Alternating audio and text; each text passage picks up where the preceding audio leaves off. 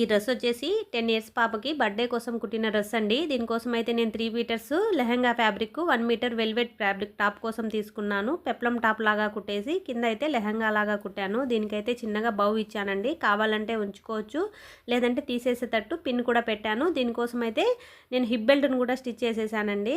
Dress అయితే మనకు final look అనేది ఇలా వచ్చింది. డ్రెస్కి కింద కూడా హ్యాంగింగ్స్ కూడా ఇచ్చాను.